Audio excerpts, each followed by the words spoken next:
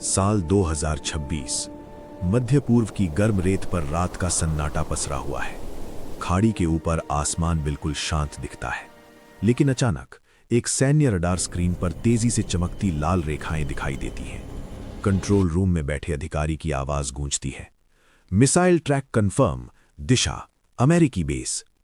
कुछ ही सेकंड में सायरन बज उठते हैं, एयर डिफेंस सिस्टम सक्रिय हो जाते हैं और उसी पल दुनिया एक ऐसे टकराव के दरवाजे पर खड़ी हो जाती है जिसका डर कई सालों से जताया जा रहा था।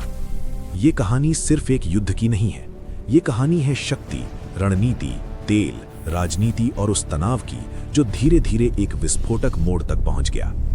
अमेरिका और ईरान के बीच दुश्मनी कोई नई बात नहीं थी। इस कहानी की शुरुआत दशकों पहले हो चुकी थी। 1979 की इस्लामिक क्रांति के बाद दोनों देशों के रिश्ते लगातार खराब होते गए। समय के साथ ये टकराव आर्थिक प्रतिबंधों, गुप्त ऑपरेशनों और सैन्य तनाव में बदल गया। सबसे बड़ा विवाद था ईरान का परमाणु कार्यक्रम। अमेरिका और उसके सहयोगियों का आरोप था कि ईरान परमाणु हथियार बनाने की दिशा में आगे बढ़ रहा है। ईरान का कहना था कि उसका कार्यक्रम केवल ऊर्जा उत्पादन और वैज्ञानिक शोध के लिए है। इसी विवाद ने कई सालों तक अंतर्राष्ट्रीय राजनीति को प्रभावित किया। समझौते हुए, फिर टूटे, प्रतिबंध लगाए गए, फिर और सख्त कर दिए गए। धीरे धीरे तनाव खाड़ी के समुद्र तक पहुंच गया।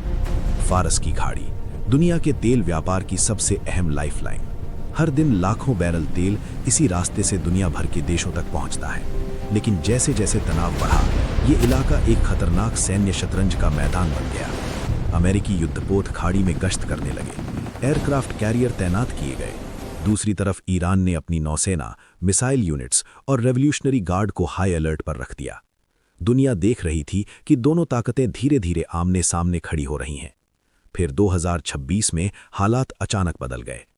मध्य पूर्व में एक बड़े सैन्य ऑपरेशन के बाद तनाव चरम पर पहुंच गया।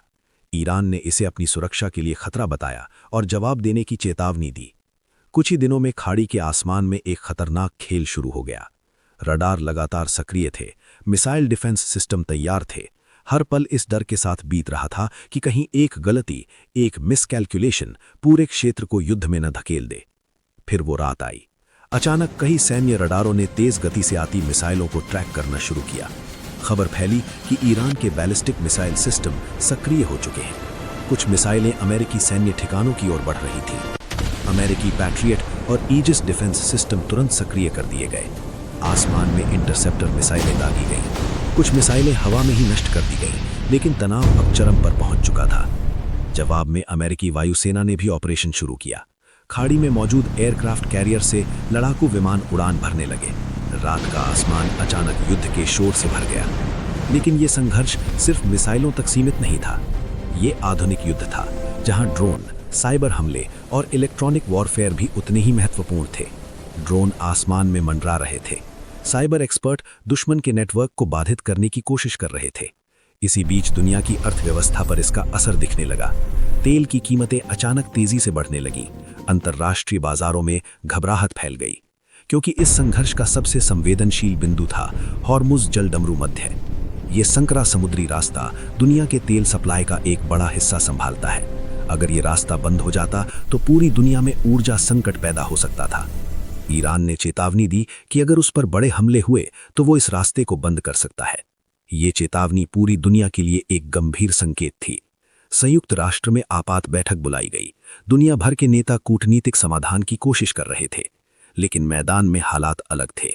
सैनिक तैयार थे, मिसाइलें तैयार थीं और हर देश अपनी रणनीति बना रहा था। मध्य पूर्व के कई शहरों में लोग डर के साए में जी रहे थे।